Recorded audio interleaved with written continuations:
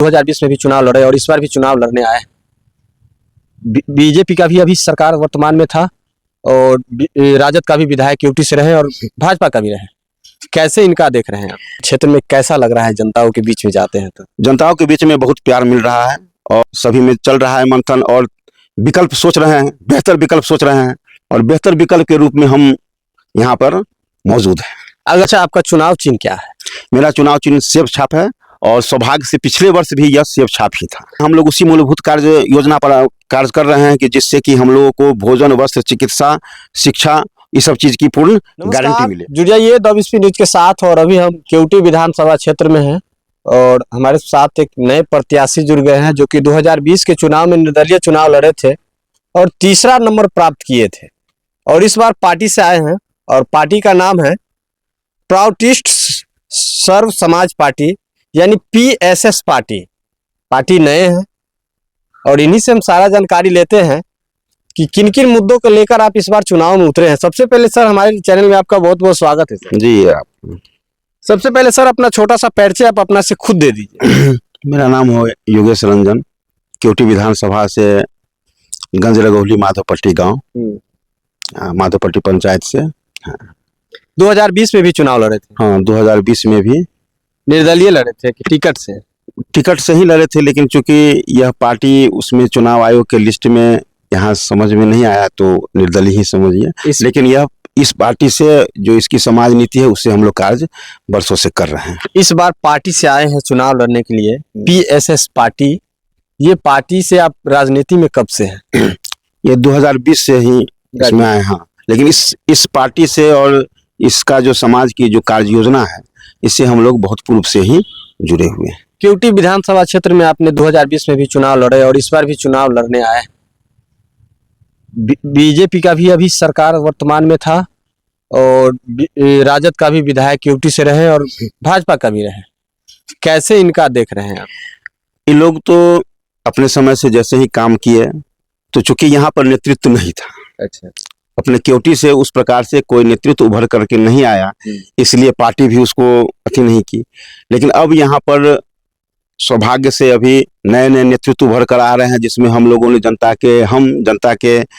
जनता को एक विश्वास दिला चुके हैं कि आपको केवटी में एक नेतृत्व का उदय हो चुका है और आप लोग जन समर्थन करें। और भारतीय जनता पार्टी या राष्ट्रीय जनता दल इन लोगों के उम्मीदवार से भी या पार्टी के अध्यक्ष से भी, यहाँ तक कि उनके समर्थित जितने जनता है उनसे भी मैं आग्रह करूंगा कि स्थानीय स्तर पर आपको जो है सो यहाँ नेतृत्व तैयार हैं और आप लोग यहाँ समर्थन करें और हम आप लोगों के साथ, सरकार के साथ मिल करके यहाँ किस प्रकार से केवटी में कार्य करते हैं, एक मॉडल, एक हम उसका नमूना पेश करेंगे। क्या लगता है कि इस बार केवटी विधानसभा की जनता जिस तरह 2020 के चुनाव में आशीर्वाद दिए थे, इस बार कैसा लग रहा है? इस बार भी रहेगा। हालांकि जनता तो हम लोगों से ज्यादा भी कॉन्शियस है और जागृत हो चुकी है। उन लोगों के में वैचारिक क्रांति का मंथन जो है सो सभी के अंदर में हो रहा है। सौभाग्य से अभी इस प्रकार का समय करवट बदला है जो सभी में चल रहा है मंथन और विकल्प सोच रहे हैं, बेहतर विकल्प सोच रहे हैं और बेहतर विकल्प के रूप में हम यहाँ पर मौजूद हैं। अगर केवटी विधानसभा क्षेत्र की जनता इस बार आपको मौका दिया तो केवटी विधानसभा क्षेत्र के लिए क्या पहला मकसद होगा?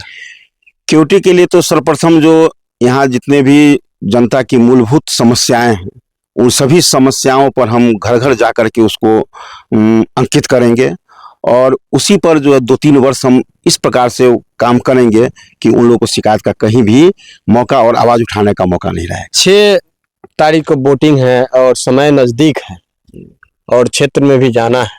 और क्षेत्र में कैसा लग रहा है? जनताओं के बीच में जाते हैं तो जनताओं के बीच में बहुत प्यार मिल रहा है और उन लोग हम लोग की तरफ एक आशा की नज़र से देख रहे हैं कि एक ऐसा नेतृत्व आया है जो बाकी चीज को छोड़कर समाज के विकास, भ्रष्टाचार, मानवता, इसकी बात कर रहा है। कोई जाति का, कोई ऐसी मजहब का, इस चीज का बात नहीं कर रहा। हम सब जाति को बराबर लेके चल जी।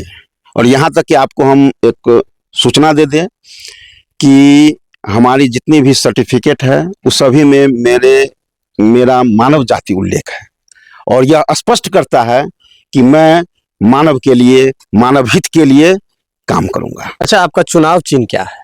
मेरा चुनाव चिन्ह सेब छाप है और सौभाग्य से पिछले वर्ष भी यह सेब छाप ही था। जनता कहेंगे कि नया कौन पार्टी आ गया है, इनको हम पहचानते नहीं है, उनको क्या कहेंगे? जनता को हम कहें कि यह एक प्राकृतिक सर्व समाज पार्टी है और इसकी सभी जगह इकाई है, जिसमें हम लोगों की इकाई पड़ती है प्रगतिशील मिथिला समाज। ठीक है, तो यह एक समाज की नीति है। समाज की नीति के तहत इसकी एक पार्टी की विचारधारा है, कार्य योजना है ना, जो सामाजिक स्तर पर किस तरह से सभी समस्याओं का समाधान हो, उसकी हम लोगों के पास है। आखिरी सवाल आपसे है, केवटी विधानसभा क्षेत्र की जनता से आप क्या अपील करना चाहते हैं? जनता से हम यही अपील करना चाह रहे हैं कि उन्होंने सभी पार्टी को देखा है सब, और एक स्थानीय पार्टी में हम प्राकृतिक सर्व समाज पार्टी से स्थानीय नेतृत्व के रूप में उभरे हैं। एक बार हमको मौका दे और जनता के नज़दीक हम एक एग्रीमेंट के साथ पहुंचेंगे कि 2 से 3 वर्षों में जो आपकी समस्याओं हैं उस पर हम लोग कार्य करेंगे और आप लोगों के मध्य में हम स्थित हैं। कहीं भी हम लोगों का हमेशा कनेक्टिविटी रहना ही रहना है, कहीं से भी दूर नहीं रहेंगे। और उनकी 2 से 3 वर्षों में अगर कार्य योजना पूरी नहीं होती है तो हम त्यागपत्र देने के लिए तैयार हैं। अच्छा, त्यागपत्र देने के लिए तैयार तो है, लेकिन हाल ही में कुछ दिन पहले तेजस्वी जी आए थे रैयाम चीनी मिल में। रैयाम चीनी मिल लालू जी के शासन में बंद हुई जी, और फराज फातमी जी के वोट मांगने के लिए आए थे। वहां कहे हैं कि हम 20 महीने के अंदर रैयाम चीनी मिल, जूट मिल, सकरी चीनी मिल, इस सबको 20 महीना के अंदर चालू कर देंगे। क्या लगता है आपको? अब चालू कर दे तो बहुत अच्छा है। हम लोग उसी मूलभूत कार्य योजना पर कार्य कर रहे हैं कि जिससे कि हम लोगों को भोजन, वस्त्र, चिकित्सा, शिक्षा, ये सब चीज की पूर्ण गारंटी मिले।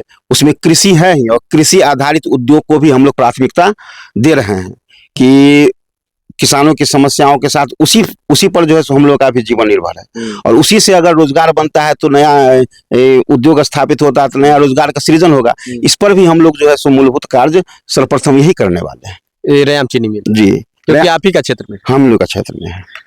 चलिए, तो ये थे योगेश रंजन जी है, PHS पार्टी से आए हैं, नए पार्टी है। और आप लोग सबको देखे हैं मौका देकर, एक बार अपने बेटा को, केवटी के बेटा को दीजिए मौका, और केवटी का एक बार नया उम्मीदवार को चुनिए, और बने रहिए हमारे द विश्व न्यूज के साथ। जय हिंद, जय भारत।